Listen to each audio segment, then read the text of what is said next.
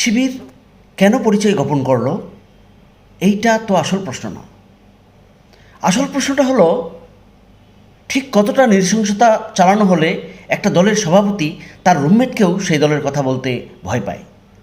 প্রশ্ন কখনো করেছেন শুধুমাত্র শিবির অভিযোগ দিয়ে এই দেশে একজন হিন্দু ছেলে বিশ্বজিৎকে 100টা ক্যামেরার সামনে দিন দুপুরে কুপিয়ে হত্যা করা হয়েছিল? তখন কেন প্রশ্ন করেন নাই? আবরার ফাহাদের ফ্যামিলিকে বলতে হয়েছিল আবরার শিবির করে না। কেন?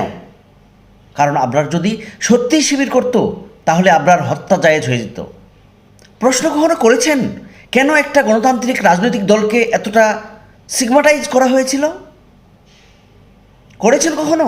গত 15 বছর শিবির বলে কত ছেলে কত মেয়ে টিচার হতে পারেনি, কত ছেলে মেয়ের বিসিএস নিয়োগ হয় না, শুধু বুয়েট কুয়েট চুয়েট আর রুয়েট থেকে কতগুলো ছেলে মেয়েকে বের করে দিয়ে তাদের জীবন ধ্বংস করে দেওয়া হয়েছে। সে খবর রেখেছেন? সেই প্রশ্নটা তো কোনোদিন করেন নাই। ক্যান্সারে আক্রান্ত হাফিজুল নামে একজনকে তুলে নিয়ে ওষুধ পানি না দিয়ে 4 দিনে মেরে ফেলেছে। কেউ 1 ফোঁটা পানি ফেলেছিলেন? প্রথম আলো একটা কলাম লিখেছিল? লেখেনি, কারণ হাফিজুল ভাই শিবির করতেন। শিবির মেরে ফেললেই বাকি। মাওলানা দেলোয়ার হোসেন সাঈদীর রায়ের পর 2 দিনে 150-এর বেশি মানুষকে স্রেফ গুলি করে হত্যা করা হয়েছে। প্রথম আলোতে যান, সেখানে গাড়ি ঘোড়ার জন্য আহাজারি পাবেন, শিবিরের মৃত একটা মানুষের জন্য কোনো সহানুভূতি পাবেন না। রাস্তায় গাছ ফেলে বিক্ষোভ করে শিবির খুব অন্যায় করেছে, তাই প্রথম আলো গাছের জন্য কান্নাকাটি করেছে। অথচ 150 জামাত শিবির কর্মীর জন্য সহানুভূতি দিয়ে একটা শব্দও লেখেনি। জি, গত 15টা বছর এই দেশে শিবিরের জীবনের চাইতে একটা গাছের জীবনের মূল্য অনেক বেশি ছিল, অনেক বেশি। এমন অবস্থা দাঁড়িয়েছিল, শিবিরের কেউ যদি ট্রেনের ধাক্কায় মরে যায় তবে আমরা সেই ট্রেনের ক্ষতি হলো কিনা সেইটা নিয়ে চিন্তা করেছি।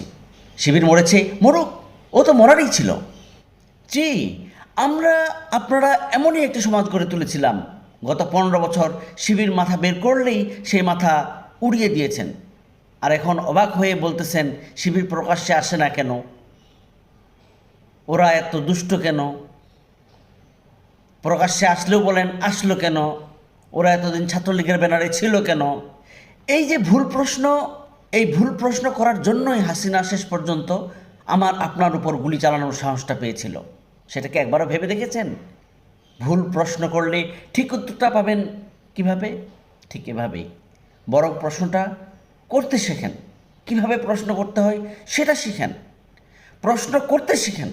যেই দেশে একটা বৈধ রাজনৈতিক দল করলে নিজের রুমমেটকেও প্রাণের ভয়ে বলা যায় না, অমন ভয়ঙ্কর বাকশালী ফেসিবাদ এই দেশে আর কখনোই না যেন আসে, সেই প্রশ্নটা এখন আমাদের বেশি করা জরুরি।